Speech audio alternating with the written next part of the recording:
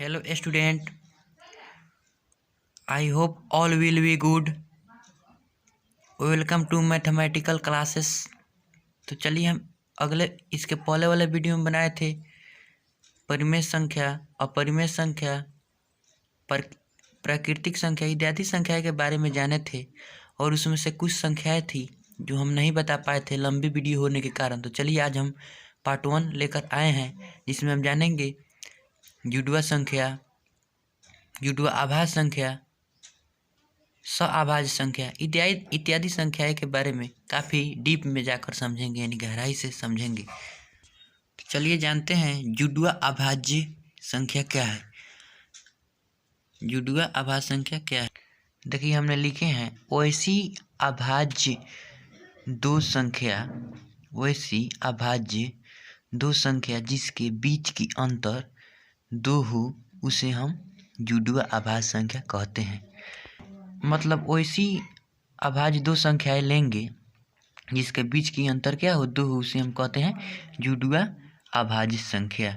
जैसे देखिए जैसे में 3 से 5, 3 क्या है अभाज्य है, 3 क्या है अभाज्य और 5 क्या है अभाज्य है। तो दोनों के बीच की अंतर कितनी होगी 3 और 5 की, दोनों के बीच की अंतर कितना हो जाएगी 2 हो जाएगी। इसी तरह 5 अभाज्य है और 7 भी अभाज्य, दोनों के बीच की अंतर 2। इसी तरह 13 भी क्या है, 13 भी अभाज्य है और 13 भी अभाज्य है और 17 भी अभाज्य है, दोनों के बीच की अंतर क्या होगी 2 होगी। इसलिए जिन दो अभाज्य संख्याओं के बीच की अंतर क्या हो 2 हो उसे हम जुड़वा अभाज्य संख्या कहते हैं। अभाज्य संख्या हम अगले इसके पहले वाले वीडियो में बनाए थे, उसमें काफ़ी डीप से समझाए हैं, वो वीडियो देखिएगा तो आपको समझ में आ जाएगा कि भाज्य क्या है, अभाज्य क्या है, परिमेय क्या है, अपरिमेय क्या है। इसलिए पहले वो वीडियो देखिए, इसके बाद ये वीडियो देखिएगा।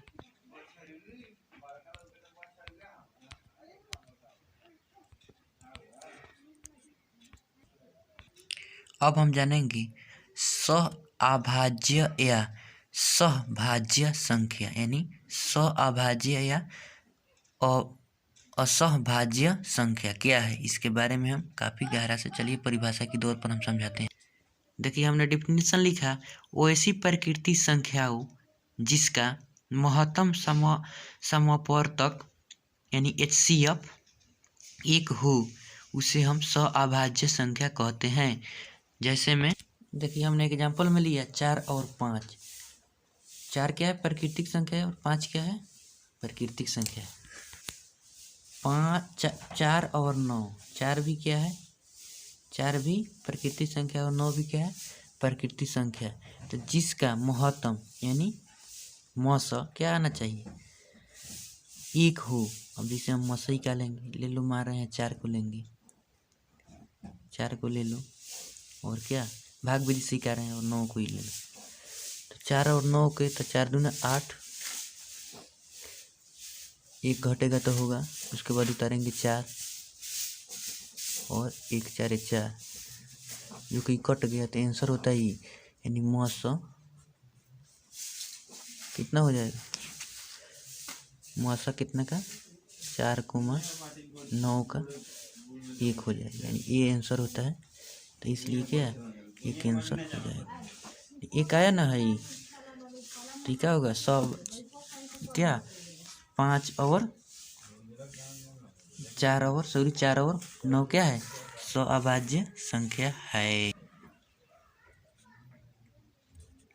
चलिए कुछ ऑब्जेक्टिव प्रश्न पर ध्यान देते हैं जो कि परीक्षा में बार बार पूछता है, कंप्यूटर का एग्जाम में चाहे कहीं भी। तो लिखे हैं हमने प्रत्येक जुड़वा अभाज्य सअभाज्य होगी लेकिन प्रत्येक सअभाज्य जुड़वा नहीं होगी, यानी नहीं समझिए। देखिए हम समझा रहे हैं प्रत्येक जुड़वा संख्या कितने कहते हैं जुड़वा अभाज्य किसे कहते हैं, नहीं दो संख्याओं का अंतर हमेशा कोई भी अभाज्य संख्या का अंतर 2 हो। जैसे 3 और 5 दोनों क्या है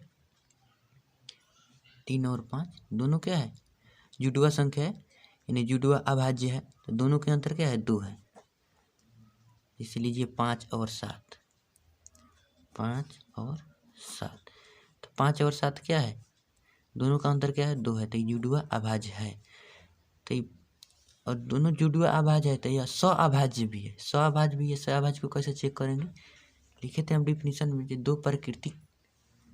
दो प्राकृतिक संख्याओं का मौसा एक होना चाहिए। यानी देखिए 3 को और 5 के मौसा निकालेंगे तो 3 के और 5 के मौसा हम निकाल रहे हैं तो 3 का 3 हो जाएगा, 3 घटाएंगे तो कितना होगा 2, और 2 को घेरेंगे 3 को उतारेंगे,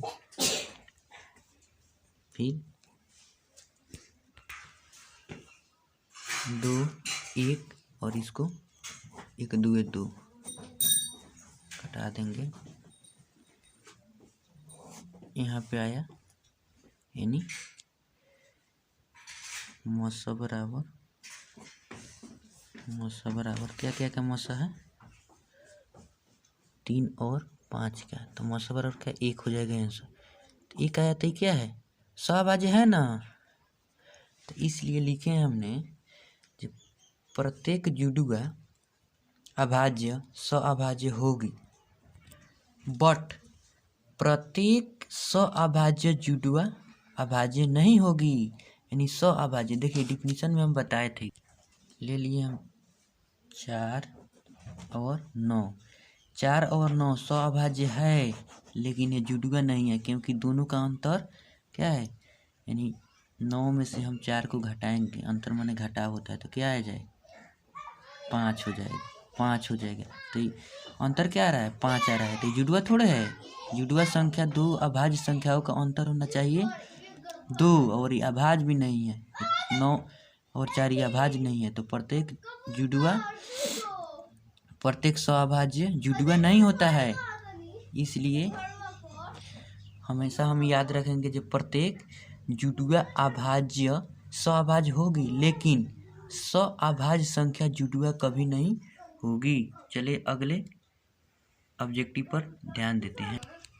देखिए मैंने लिखे हैं 2 क्रमागत प्राकृतिक संख्या सअभाज्य होती है।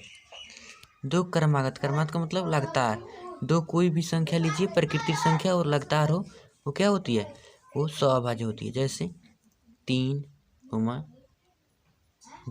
3, 5, 7 ये लगातार है, 10, 11, 20, 21 ये कोई भी संख्या लीजिए 2 लेकिन लगातार होना चाहिए, वो क्या होती है सअभाज्य ऑटोमेटिक होती है। जैसे देख लीजिए निकाल कर, जैसे हम लिए 10 11, तो 10 और 11 का हम क्या निकालेंगे मौसा निकालेंगे, निकालने पर क्या होगा 1 होगा, घटेगा तो कितना हो जाएगा 10, 1 2 से कितना आया, यानी HCF बराबर यानी 10 और 11 का बराबर कितना हो जाएगा 1 हो जाएगा, ये वाला आंसर होता है 1 हो जाएगा। तो यानी 2 प्राकृतिक संख्याओं का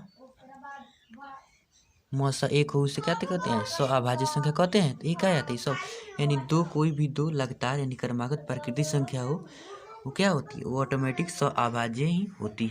चलिए अगले क्वेश्चन देखते हैं। एन यानी नेचुरल नंबर यानी प्राकृतिक संख्या, W यानी होल नंबर पूर्ण संख्या, Z से हम सूचित करते हैं पूर्णांक संख्या को, Q से सूचित करते हैं परिमेय संख्या को, R से सूचित करते हैं यानी रियल नंबर वास्तविक संख्या।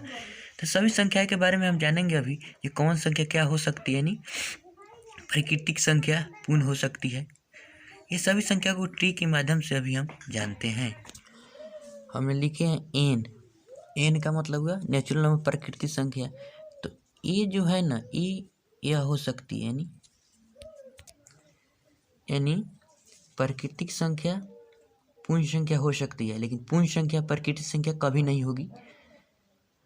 पूर्ण संख्या पूर्णांक हो सकती है, जेड का मतलब जेड पूर्णांक से सूचित करते हैं, यानी पूर्ण संख्या पूर्णांक होगी लेकिन पूर्णांक संख्या पूर्ण कभी नहीं होगी।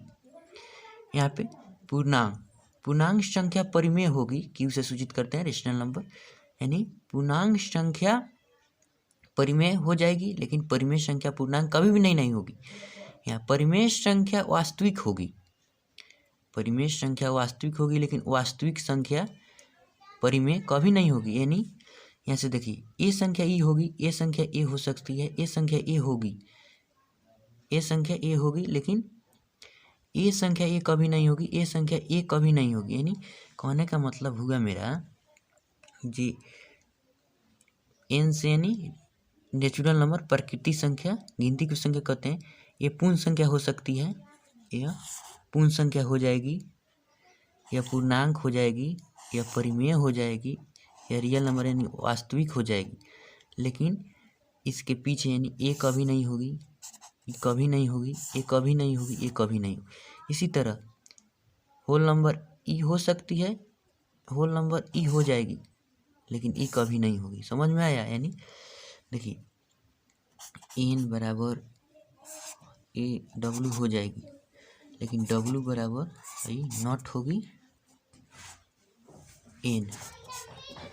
इसी तरह सभी संख्याएं, मतलब कहने का मतलब यानी उसके बाद में यहाँ पे जो है डब्लू हो जाएगी जेड, लेकिन जेड कभी नहीं होगी डब्लू, यानी नॉट डब्लू। इसी तरह है, मतलब कहने का मतलब हुआ मेरा ये जो है ना एन, एन एन हो जाएगी डब्लू, लेकिन डब्लू नहीं होगी। एन हो जाएगी जेड, लेकिन जेड कभी नहीं होगी एन। डब्लू हो जाएगी जेड, लेकिन जेड कभी नहीं होगी। डब्लू हो जाएगी क्यू, लेकिन क्यू कभी नहीं होगी डब्लू, ठीक है ना। यानी परिमेय पूर्ण संख्या परिमेय हो सकती है, लेकिन परिमेय पूर्ण कभी नहीं होगी जेड। पूर्णांक संख्या वास्तविक हो सकती है, लेकिन वास्तविक संख्या पूर्णांक कभी नहीं होगी। इसी तरह प्राकृतिक संख्या परिमेय होगी, लेकिन यदि प्राकृतिक संख्या परिमेय होगी, लेकिन परिमेय संख्या प्राकृतिक नहीं होगी, ठीक है ना। ये ट्रिक है, यानी ई हो जाएगी ई, लेकिन ई कभी नहीं होगी ए। समझ गए ना। ई हो सकते हैं जेड, यानी परिमेय संख्या पूर्णांक होगी, लेकिन पूर्णांक परिमेय कभी नहीं होगी, यानी उल्टा इसमें का कोई नहीं है। इससे ही हो जाएगा, इससे ही हो जाएगा, लेकिन इससे ई माय नहीं आएगी। समझ गए होंगे ट्रिक के माध्यम से। मैं आशा करता हूँ कि आप सभी आसानी से समझ गए होंगे।